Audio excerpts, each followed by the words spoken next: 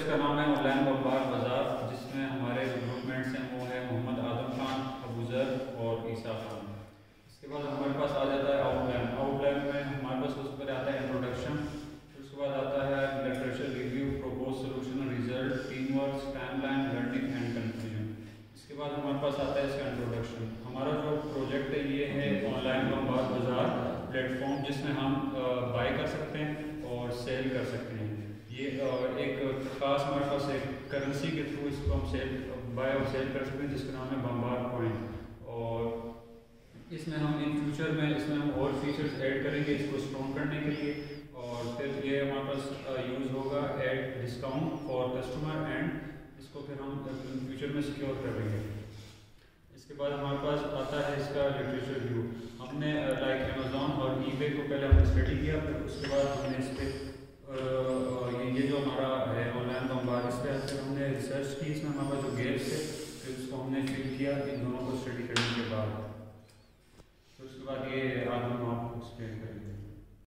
Feedback का जो table है हमारे पास, उसमें डिस्क्रिप्शन आती है, हमारे पास सेलर की आईडी आती है जो एक फ़ॉरेन की है, कस्टमर की आईडी आती है फ़ॉरेन की है, और फीडबैक की अपनी आईडी है जो प्राइमरी की है।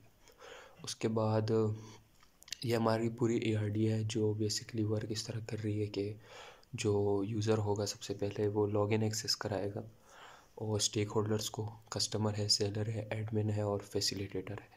फिर जो कस्टमर है वो अपना ऑर्डर प्लेस करेगा उसके अंदर, जिसकी डिटेल ना सिर्फ सेलर के पास जाएगी बल्कि एडमिन के पास भी जाएगी, और एडमिन जो है वो प्रोडक्ट को मैनेज करेगा और सेलर को भी कंट्रोल करेगा उसके अंदर। फिर हमारे पास सेलर के थ्रू अगर हम वेबसाइट में एंटर होते हैं तो हम प्रोडक्ट अपना प्लेस करेंगे वहाँ पे सेल करने के लिए, और हम अपने सेल काउंट भी देख सकते हैं वहाँ पे कि हमने कितनी सेल की है, और ये सब चीज़ें मैनेज करते हैं वहाँ पे। फिर कस्टमर जो है बेसिकली उसका व्यू ये है कि उसे प्रोडक्ट, कार्ट, पेमेंट और फीडबैक जो है ये 3 ऑप्शंस मिलेंगी, जहाँ पे एडमिन को जो है वो मैनेज करने का ऑप्शन मिलेगी, मैनेज प्रोडक्ट, मैनेज सेलर, और फीडबैक जो है वो उसे रिसीव होगा वहाँ पे। सेलर को जो है प्रोडक्ट प्लेस करने का ऑप्शन है, उसको प्रोडक्ट सेल करने का ऑप्शन है, उसके पास फीडबैक रिसीव करने का ऑप्शन है, पेमेंट रिसीव करने का ऑप्शन है। फिर हमारे पास फैसिलिटेटर है, वो मीम कॉइन को मैनेज करेगा पूरे उसके अंदर कि कोई क्रैश ना आए, हमारे पास जो मीम कॉइन है वो अच्छे से काम करे, और जो कस्टमर है उसे बैलेंस के थ्रू मीम कॉइन मिलते रहे। तो ये हमारी पूरी आरडी है जो इस चीज़ पे काम कर रही है, और ये एक इनहेंस आरडी है। इसके अंदर हमने स्पेशलाइज क्लास यूज़ की है, फिर उसके बाद उसकी सब क्लासेस यूज़ की हैं, फिर क्रोफुट नोटेशन को भी यूज़ किया गया है। Thank you. इसमें हमारे पास ईआरडी आती है जिसके अंदर हमारे पास स्पेशलाइज क्लास है यूज़र की, और उसके बाद उसकी सब क्लासेस हैं कस्टमर, सेलर और एडमिन और फैसिलिटेटर। इसमें तीनों का जो रिलेशन है आपस में है वो डिसजॉइंट है। और अब आते हैं एट्रीब्यूट्स पे। तो यूज़र के 3 एट्रीब्यूट्स हैं, यूज़र आईडी, नेम और ईमेल, जिसमें यूज़र आईडी जो है वो हमारे पास प्राइमरी की है। फिर कस्टमर के टेबल में आते हैं तो उसकी हमारे पास 3 एट्रीब्यूट्स हैं, कस्टमर आईडी, नेम और ईमेल। कस्टमर आईडी जो है हमारे पास वो एक प्राइमरी की है। उसके बाद सेलर में आते हैं, सेलर के टेबल के अंदर सेलर आईडी जो है वो प्राइमरी की है, फिर उसका नेम है और ईमेल है। फिर एडमिन में आते हैं, एडमिन की आईडी जो है वो एक प्राइमरी की है, नेम है और ईमेल है। उसके बाद फैसिलिटेटर में आते हैं तो फैसिलिटेटर की आईडी जो है वो प्राइमरी की है, फिर उसका नेम है, फिर ईमेल है।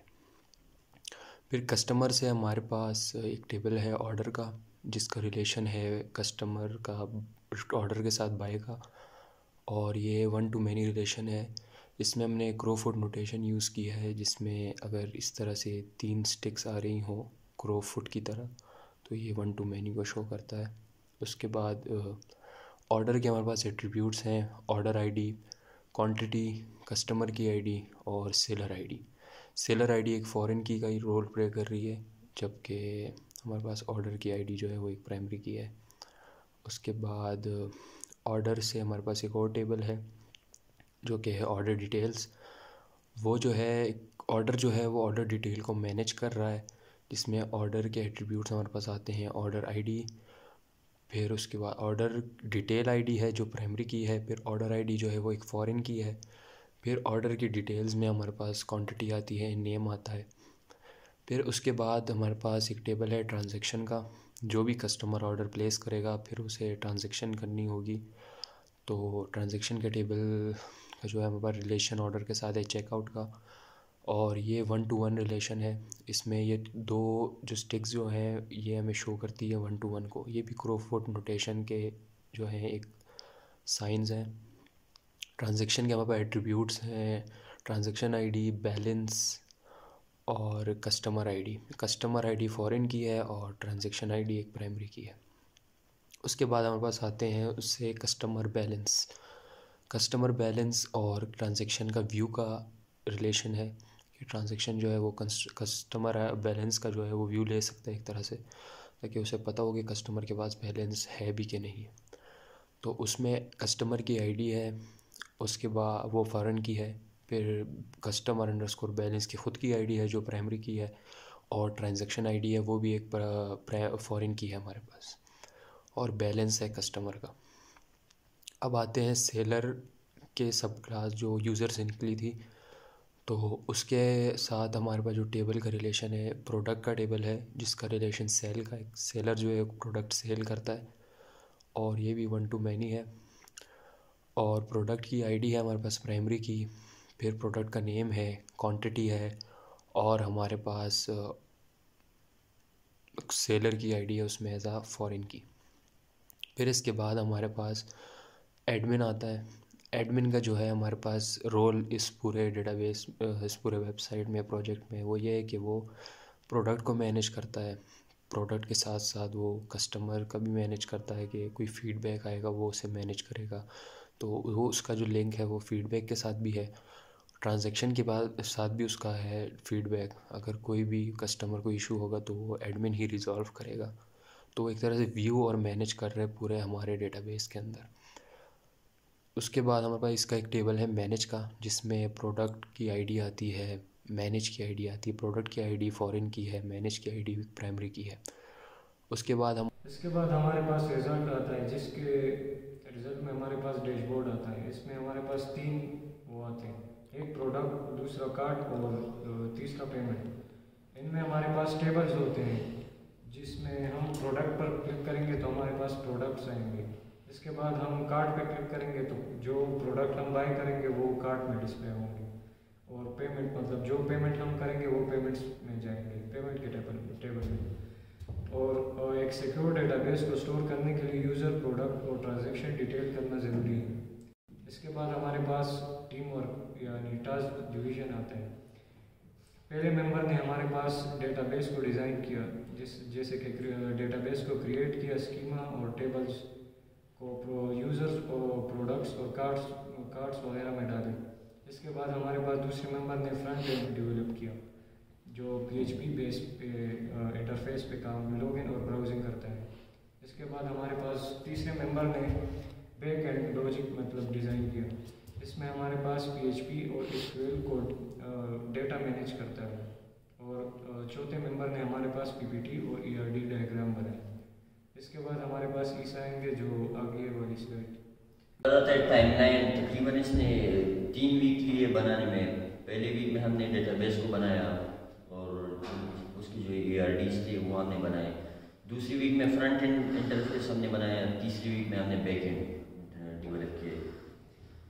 उसके बाद आता है लर्निंग फ्रॉम दिस प्रोजेक्ट। इसमें हमने ये लर्न किया कि ERD को किस तरह डिज़ाइन करते हैं और किस तरह रियल वर्ल्ड प्रोजेक्ट्स में इम्प्लीमेंट करते हैं, PHP को किस तरह फ्रंट एंड और बैक एंड के लिए इस्तेमाल करते हैं और टीम वर्क किस तरह करते हैं। इसमें हमने ये सीख लिया।